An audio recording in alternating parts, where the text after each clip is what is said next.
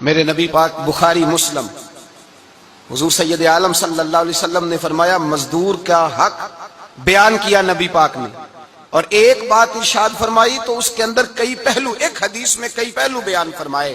حبیب پاک نے فرمایا جیسا تم کھاتے ہو ویسا ہی اسے کھلانا۔ کوئی نہیں، آپ شاید سو رہے ہیں کچھ حضرات۔ جیسا خود کھاتے ہو ویسا ہی، بھائی بس ختم ہو گئی بات۔ اتنی بڑی بات کر دی سرکار نے۔ کبھی دیکھا ہے آپ نے کہ مزدور کو ایسے کھلایا جا رہا ہو جیسا مالی کھا رہے ہیں؟ حضور نے فرمایا بھائی مزدوروں کا حق یہ ہے کہ جیسا تم نے کھانا ہے ویسا اسے کھلانا ہے، اور فرمایا جیسا تم نے پہننا ہے ویسا اسے پہنانا ہے۔ اور پھر میرے حبیب کریم علیہ الصلوۃ والسلام نے ارشاد فرمایا اس کی ہمت سے بڑھ کر تم اس پر بوجھ نہیں ڈال سکتے، جتنا کام وہ کر نہیں سکتا اتنا تم اسے دے نہیں سکتے۔ اور فرمایا اگر اتنا کام دینا ہے جو اس کی ہمت سے زیادہ ہے تو میں اس کے مالک کو کہتا ہوں وہ بھی اٹھ کے مزدور کے ساتھ کام پہ لگ جائے، اٹھے اس کے ساتھ کام میں شریک ہو جائے۔ مزدوری کا بھی تعین فرمایا، اور پھر اس کو کام کس مقدار کا دینا ہے، مزدور کو کس قدر زیادہ اس پر بوجھ ڈالا جائے گا، یہ بھی مصطفیٰ کریم نے بیان فرمایا۔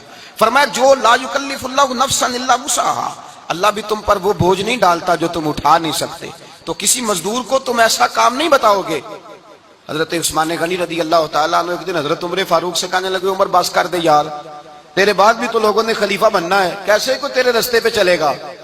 تو حضرت عثمان غنی سے جناب عمر کہنے لگے کیا ہو گیا؟ آپ فرمانے لگے کل میں دیکھ رہا تھا کہ لوگ باغ میں مزدوری کر رہے تھے اور آپ امیر المومنین ہو کے ان کا ہاتھ بٹا رہے تھے، ہاتھ بٹا رہے تھے۔ تو حضرت عمر کہنے لگے بوڑھے تھے، بیمار تھے، مزدوری کر رہے تھے تو پسینہ بہہ رہا تھا، کیا ہو گیا اگر تھوڑا سا میں نے ساتھ دے دیا؟ حضرت جناب سیدنا فاروق اعظم یہ لفظ کہتے ہوئے رو پڑے۔ آپ فرمانے لگے میں کسی بادشاہ کا شہزادہ نہیں، میں بھی اسی باپ کا بیٹا ہوں جو اونٹ چرا کے گزارا کیا کرتا تھا۔ میں نے آگے بڑھ کے لوگ حیثیت بھول جاتے ہیں، اپنی حیثیت بھول جاتے ہیں۔ اللہ تبارک و تعالیٰ جب کچھ عطا کرتا ہے ان کا رویہ اپنے ماتحتوں کے ساتھ اتنا سخت اور جابرانہ آمرانہ ہو جاتا ہے، اس قدر زیادہ ان کے لب و لہجے میں کڑواہٹ آ جاتی ہے، اس قدر زیادہ ان کی طبیعتوں کے اندر سختی اور غرور بھر جاتا ہے کہ وہ احساس ہی نہیں کرتے کہ جو سامنے بیٹھا ہے وہ بڑا ایک دکھی انسان ہے اور وہ تکلیف میں ہے، وہ آزمائش میں اپنے آپ کو مبتلا سمجھ رہا ہے۔ حضرت ابو ذر غفاری رضی اللہ تعالیٰ عنہ فرماتے ہیں میں اپنے ماتحتوں کے حق میں بڑا سخت تھا، سخت تھی میری طبیعت، میرے غلاموں کی جرت ہی نہیں تھی کہ وہ میرے سامنے گفتگو کر سکیں اور ٹھہر بھی سکیں۔ فرماتے ہیں جس دن میں کلمہ پڑھنے گیا، جس دن میں حضور کی بارگاہ میں، تو میں نے کہا حضور کوئی خاص نصیحت؟ تو نبی پاک نے فرمایا میری نصیحت تیرے لیے یہ ہے کہ جیسا تو نے کھانا ہے ویسا ہی غلام کو کھلانا ہے، جیسا تو نے پہننا ہے ویسا ہی غلام کو پہنانا ہے۔ حضرت ابو ذر کہتے ہیں جو میرے اندر کمی تھی وہی میرے نبی نے نصیحت کر دی، جو میرے اندر کوتاہی تھی وہی غیب جاننے والے رسول نے بتلا دی۔ فرماتے ہیں میں گھر گیا، جب میں جاتا تھا تو ملازموں کا سانس خشک ہو جاتا تھا، وہ کانپنے ہانپنے لگتے تھے کہ جانے اب یہ کیا کرے گا۔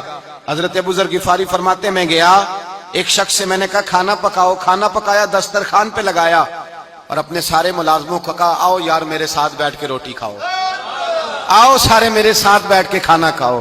فرماتے ہیں انہوں نے کھانا کھایا، پھر میں ان کو بازار لے گیا، جیسے کپڑے میں پہنتا تھا ویسے میں نے ان کے لیے بھی خریدے۔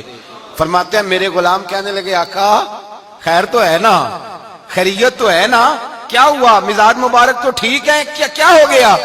اور یہ جو ہم فضا کو اتنا خوبصورت دیکھ رہے ہیں اور یہ جو ہم اتنی پیاری ریم جھیم برستی دیکھ رہے ہیں یہ جاری رہے گی یا ایک دن کی ہے؟ تو حضرت ابو ذر غفاری رو پڑے، کہنے لگے اب تمہیں ابو ذر غفاری بدلا ہوا ملے گا، اس لیے کہ اب میں وہ نہیں رہا، اب میں رسول اللہ کا کلمہ پڑھ کے غلام مصطفیٰ بن گیا ہوں، اب میں بدل گیا ہوں، میری طبیعت بدل گئی۔